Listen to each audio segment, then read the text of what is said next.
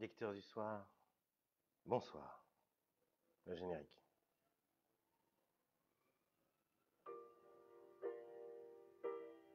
Ça, c'est triste. Michel Houellebecq.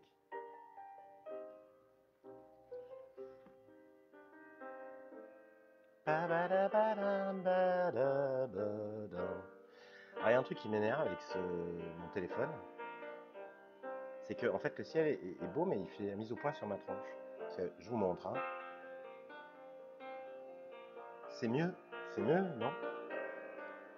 et, euh, et le ciel devient tout blanc derrière. Enfin bref, histoire de mise au point, quoi. Ça va, vous? Moi, je suis allé chez le barbier. Il y a un barbier pas loin. Nickel, non? Ça fait moins clochard, je trouve. C'est le petit soin de la journée que je me suis accordé. Demain, je fais la manucure.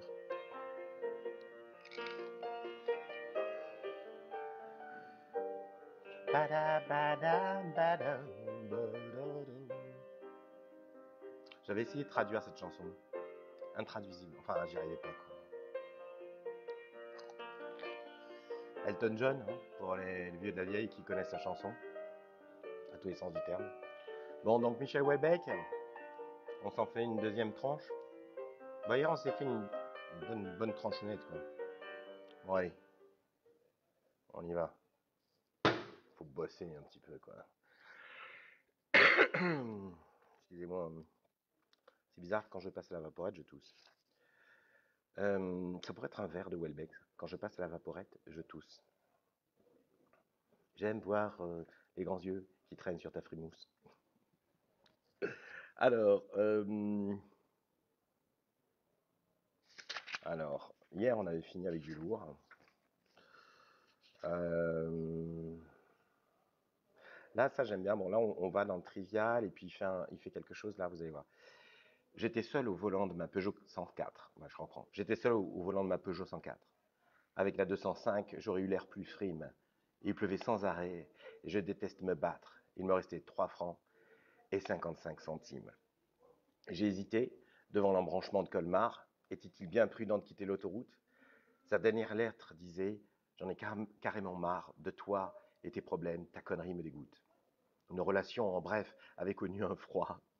La vie, bien trop souvent, éloigne ceux qui s'aiment. Sans me décourager et en claquant des doigts, j'entonnais un refrain de la vie de bohème. Ouais, je trouve ça beau, quoi. Alors, voilà, il utilise les nombres aussi. Il y a quelque chose, il y a quelque chose chez Delerme aussi, vous voyez, Vincent Delerme, qui est du même ordre en fait.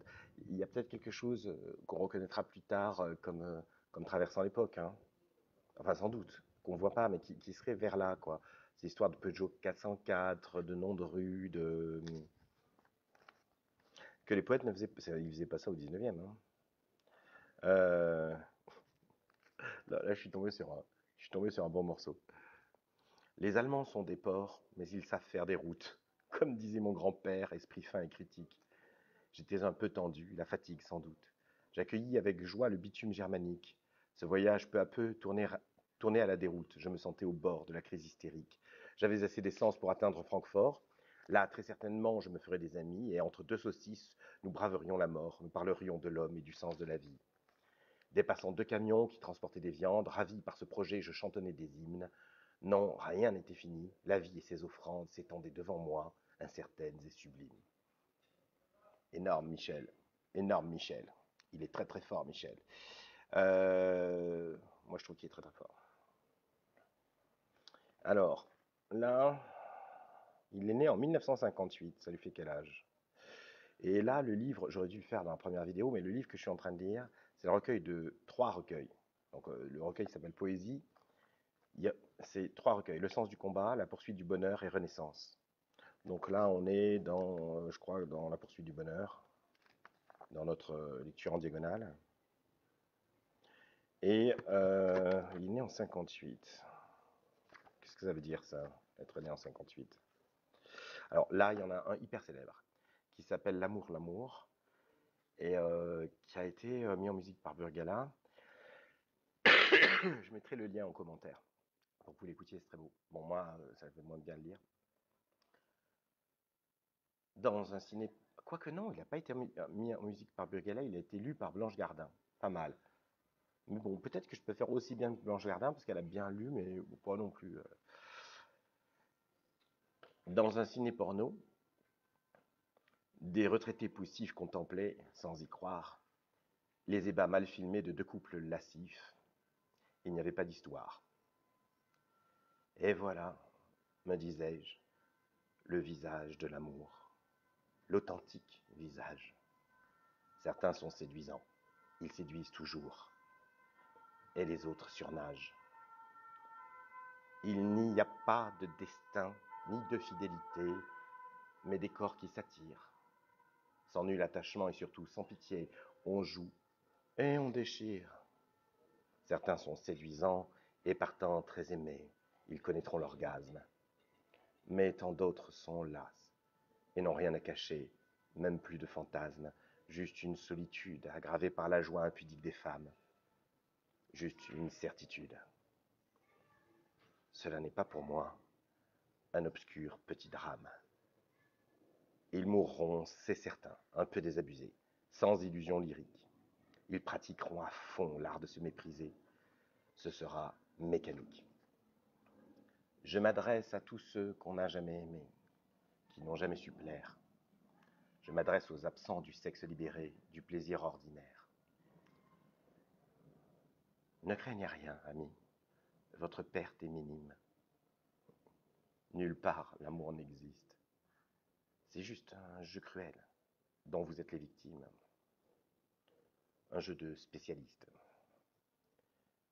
Bon, bah c'est un... Ouais, c'est la fête. Vous voyez, par exemple, là, c'est la deuxième soirée, et je crois que ça me commence à me déteindre un peu dessus, Welbeck. Je sais pas vous, mais moi, Welbeck, il commence un peu à me... Je sais pas, je crois que j'aimerais bien en faire 3 de soirées de lecture sur Welbeck. Mais ce soir, je commence un peu à en... Il est... il imprègne, en fait. Hein.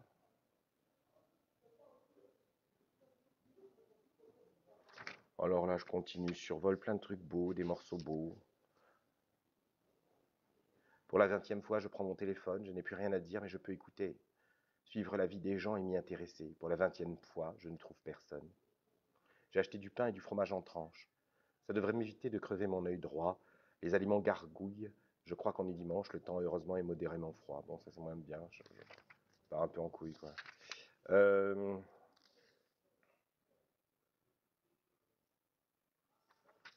Là, il y a des trucs pas mal. Il y a des morceaux. C'est terrible d'aimer une moitié de vers, mais bon, ça arrive dans tous les poèmes, hein, même les super poèmes classiques. Il y a très rarement des poèmes dont on se dit j'aime tout, quoi. Il n'y a pas d'amour heureux d'Aragon. Moi, j'aime quasiment tout. En fait, j'aime 95% du poème. Mais souvent, j'aime juste 10%, quelquefois 2%, mais ça suffit, quoi, quand on tombe même sur 2%. Là, le matin était clair et absolument beau. Tu voulais préserver ton indépendance. Je t'attendais en regardant les oiseaux. Quoi que je fasse, il y aurait la souffrance. J'aime bien, le matin était clair et absolument beau. J'aime bien les choses comme ça, simples. Les petits objets nettoyés traduisent un état de non-être. Dans la cuisine, le cœur broyé, j'attends que tu veuilles reparaître. Ça, c'est beau. Ça, je trouve ça beau, hein, quand même. Les petits objets nettoyés traduisent un état de non-être. Dans la cuisine, le cœur broyé, j'attends que tu veuilles reparaître. Compagne accroupie dans le lit, plus mauvaise part de moi-même, nous passons de mauvaises nuits, tu me fais peur, pourtant je t'aime.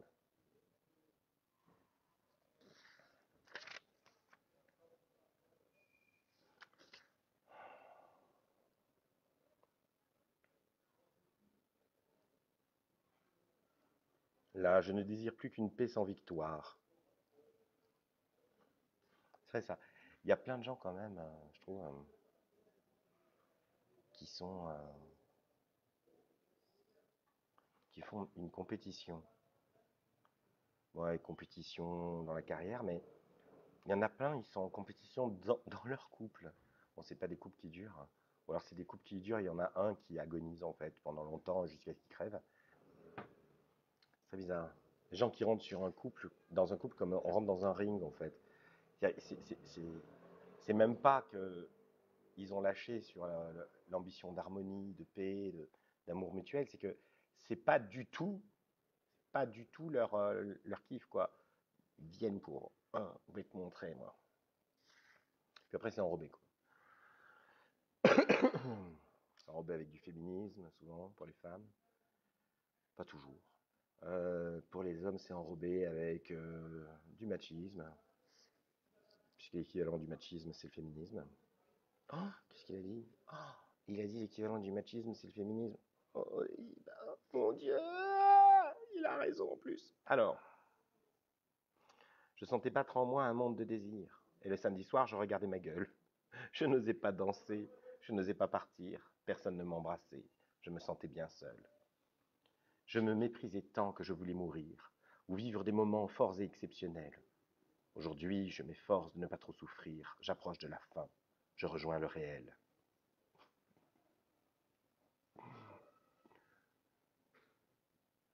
C'est énorme. Je n'en veux pas à ceux qui m'ont trouvé morbide. J'ai toujours eu le don de casser les ambiances. Je n'ai à partager que de vagues souffrances, des regrets, des échecs, une expérience du vide. Bon, ben là, c'est bien. Là, on est page 147. Bon, ça ne veut rien dire parce que c'est au milieu de la poursuite du bonheur. Et il répond, en fait, à ceux qui le critiquent. Hein. C'est une réponse à ceux qui disent « Ah, mais Houellebecq, c'est super triste et tout ça. » Il leur répond. Et je n'en veux pas à ceux qui m'ont trouvé morbide. J'ai toujours eu le don de casser les ambiances. Je n'ai à partager que de vagues souffrances, des regrets, des échecs, une expérience du vide. Rien n'interrompt jamais le rêve solitaire qui me tient lieu de vie et de destin probable. D'après les médecins, je suis le seul coupable. C'est vrai, j'ai un peu honte et je devrais me taire. J'observe tristement l'écoulement des heures. Les saisons se succèdent dans le monde extérieur. Je n'ai plus le courage de me voir dans la glace. Parfois je ris un peu, je me fais des grimaces. Ça ne dure pas longtemps. Mes sourcils me dégoûtent. J'en arrache une partie, c'est la forme des croûtes. Le soir, j'entends rentrer la voisine d'en face. J'en ai le cœur serré, je me fige sur place. Je ne l'ai jamais vue, car je suis très habile. Je deviens un pantin sardonique et docile.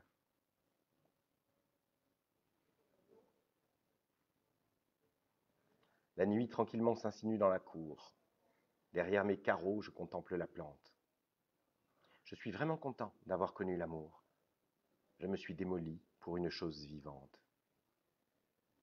Putain, c'est beau ça, je me suis démoli pour une chose vivante. Hier, au petit jour, j'ai brûlé des photos. C'était un plaisir neuf, quoique vraiment fugace. J'ai même envisagé d'écouter la radio. La musique fait mal et les discours agacent. Je ne m'indigne plus du silence des choses. Elles ne parlent qu'à ceux qui vivent parmi elles. Il y a des êtres humains, leur visage est tout rose, on dirait des bébés. Fiction émotionnelle. Ça, je comprends pas. Après, je me demande en fait s'il ne devrait pas, après avoir fini le poème, faire une sorte d'élagage, quoi. On gagne toujours. Quand on veut écrire un roman, il faut écrire. Enfin, moi, je donne des conseils, chacun fait ce qu'il veut, mais il faut écrire 10 pages, les petites premières pages en sachant qu'on va les jeter, quoi. Parce que le temps que ça rôde, en fait. On écrit la suite, et après, quand on relit les 10 premières, elles sont toujours moins bonnes, on les coupe, on les jette. Alors que les gens, ils retravaillent les 10 premières pages, en fait, ou les 5 premières. Très bizarre.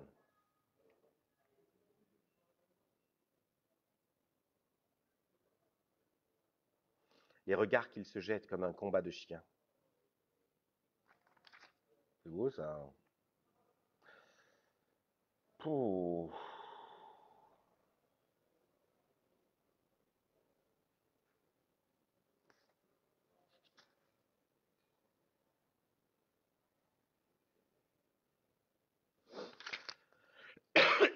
Putain. Vraiment, la vaporette, ça me fait tousser. Jamais le Monte Cristo. Mais ça coûte plus cher.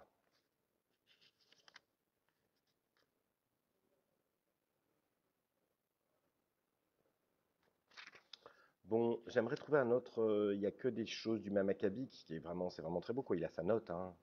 Il a sa note, quoi. Il a trouvé une note, elle est à lui. Il la maîtrise bien. C'est son idiosyncrasie. Putain, je viens de faire une. Je me mets à commenter en rimant.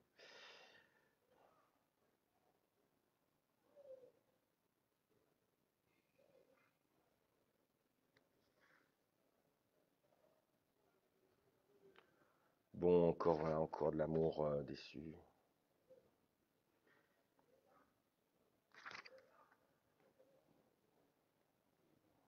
Putain, il a dû déguster, hein. Tout le monde déguste, mais alors lui, ça se voit en fait. Alors, blablabla, je sais pas, ce soir, je sais plus. Je suis un peu fatigué. Ah, je suis un peu fatigué.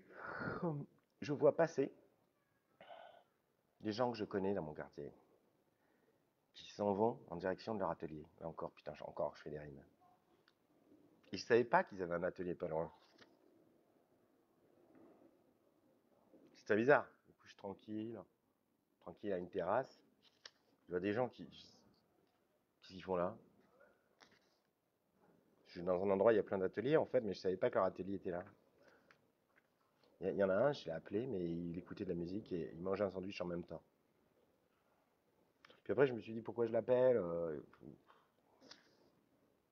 Il va à son atelier. Moi, je bois mon café.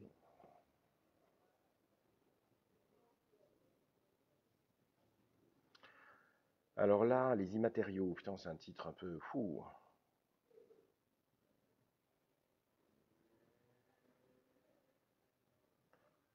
Je veux penser à toi, Arthur Schopenhauer.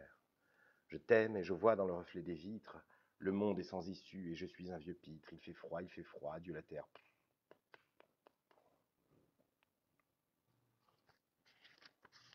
Je me demande s'il a des.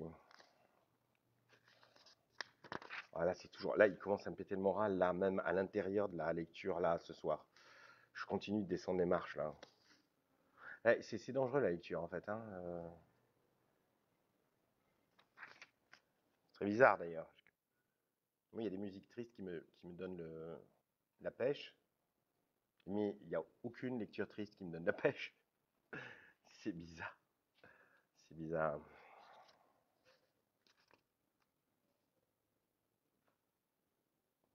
Il s'agit d'une fontaine moderne.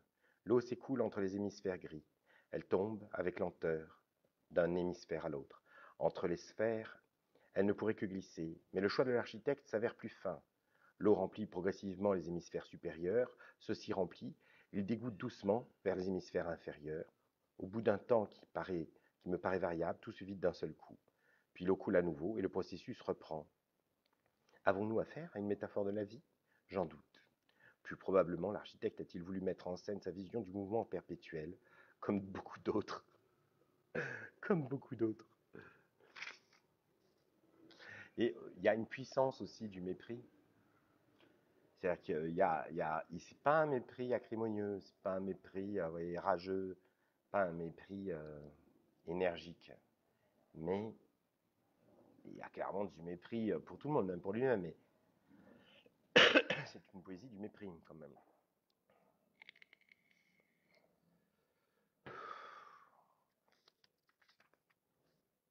Comme il y a une force de la haine chez Céline, quoi. Bon, de toute façon, le, le lien entre Céline et Welbeck, hein, tout le monde l'a déjà fait. Ça, c'est beau. Voilà. Je tombe ce soir, je tombe sur un truc qui me plaît. Je suis comme un enfant qui n'a plus droit aux larmes. Conduis-moi au pays où vivent les braves gens. Conduis-moi dans la nuit, entoure-moi d'un charme. Je voudrais rencontrer des êtres différents. Alors les trois trucs qui suivent, je m'en fous, mais je suis comme un enfant qui n'a plus droit aux larmes. C'est beau ça. Vous voyez, vous feuilletez le truc et tout, puis vous tombez sur ça. Je suis comme un enfant qui n'a plus droit aux larmes. Je porte au fond de moi une ancienne espérance. Je porte au fond de moi une ancienne espérance, comme ces vieillards noirs, princes dans leur pays, qui balaient le métro avec indifférence. Comme moi, ils sont seuls. Comme moi, ils sourient. Putain, alors ça, tout le quatrain est magnifique. Je suis désolé, mais c'est magnifique. Je porte au fond de moi une ancienne espérance, comme ces vieillards noirs, princes dans leur pays, qui balaient le métro avec indifférence. Comme moi, ils sont seuls. Comme moi, ils sourient. Putain. Nous voulons retourner dans l'ancienne demeure où nos pères ont vécu sous l'aile d'un archange. Nous voulons retrouver cette morale étrange qui sanctifiait la vie jusqu'à la dernière heure. Bon, là, il faut avoir un peu de background chrétien pour... Là, c'est pas de la poésie pour pro de l'euthanasie rapidos ou du curetage sans scrupule, vous voyez. On est dans on est dans de la métaphysique chrétienne, en fait. Hein. Donc, si vous avez lu Saint-Augustin, c'est mieux pour vibrer, quoi, je veux dire. Nous voulons retourner dans l'ancienne demeure où nos pères ont vécu sous l'aile d'un archange. Nous voulons retrouver cette morale étrange qui sanctifiait la vie jusqu'à la dernière heure. Nous voulons quelque chose comme une fidélité, comme un enlacement de douce dépendance, quelque chose qui dépasse et contienne l'existence. Nous ne pouvons plus vivre loin de l'éternité. Quelquefois, il va juste un peu too much pour moi, mais c'est quand même très beau. Bon, là, après, encore les touristes allemands, voilà, il y a tout le... Puis, il y a des trucs, ça frise le comique. Et mais non, ou le cocasse, et en fait, il pourrait le placer au niveau du cocasse et du comique, et en fait, il reste très sérieux, et à la fin, merde, c'est sérieux. Par exemple, et c'est fort, dinosaure, gentil dinosaure, que voyez vos grands yeux stupides? Se battait-on déjà à mort dans vos marécages torpides? Le dinosaure, gentil dinosaure, que voyez vos grands yeux stupides?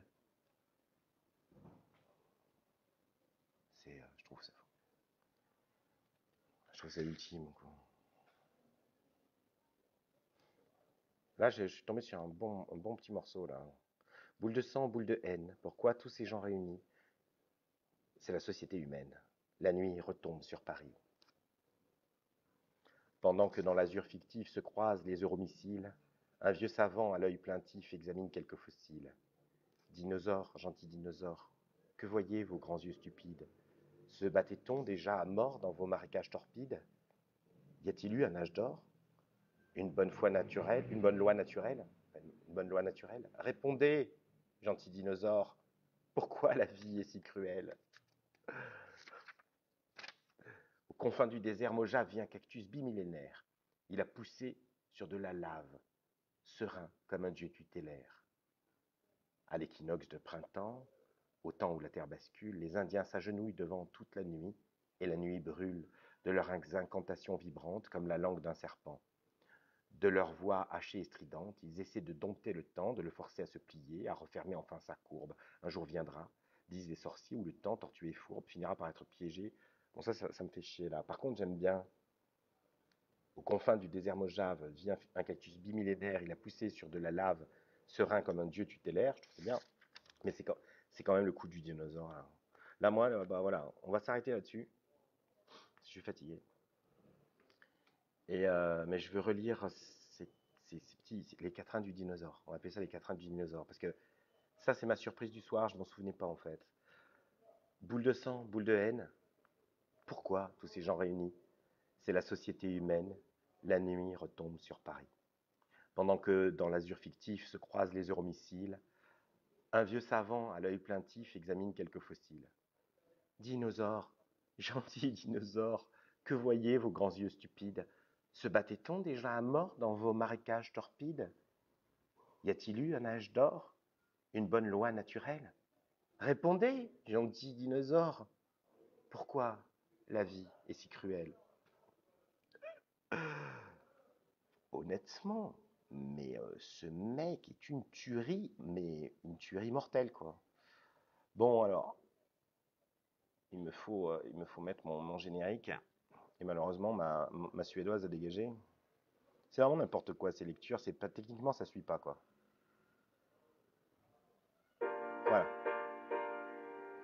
Ah merde! C'était pas du tout ce que je voulais, c'est Bohemian Rhapsody. Non, allez, on va revenir sur Sorry Sims Word pour finir de se flinguer le... Allez, vas-y, Ulrika. Voilà. Ouais, on sait pas une heure. Hier, c'était une heure, c'était beaucoup. Puis je vous dis, ça m'a un peu. Je me suis senti le matin. Pour vous dire, j'ai eu le réflexe d'aller chez le barbier pour vous dire à quel point je me suis dit, il faut faire quelque chose.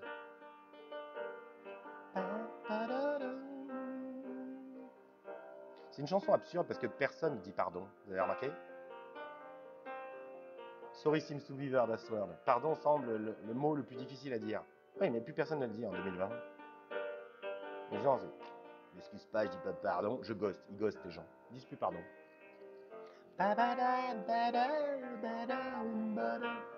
Le ghosting a remplacé le pardon. On est vraiment sorti de l'ère chrétienne.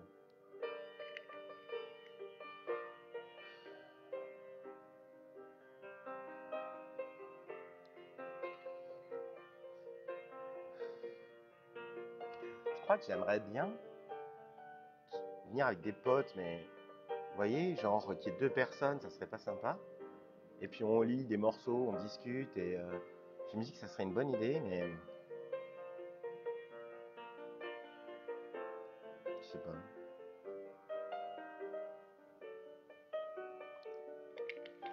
Les gens, ils ont peur en fait de se montrer. Ils ont peur, je vous assure. Pas important, on va tous crever, on va tous disparaître.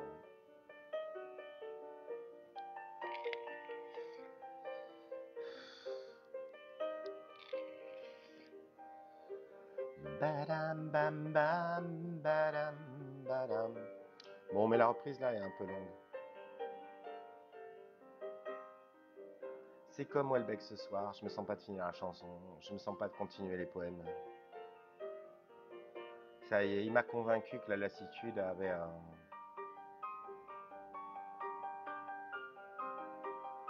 Il m'entraînait dans son bain de lassitude en fait. À son propre détriment. C'est comme ça. Bon, je crois que je ferai une petite lecture. Demain on est quoi? Attendez, parce que... Oui, je pense, je suis pas sûr. En fait, je sais pas si ma soirée sera prise ou pas. Mais je pense pas. C'est pas certain.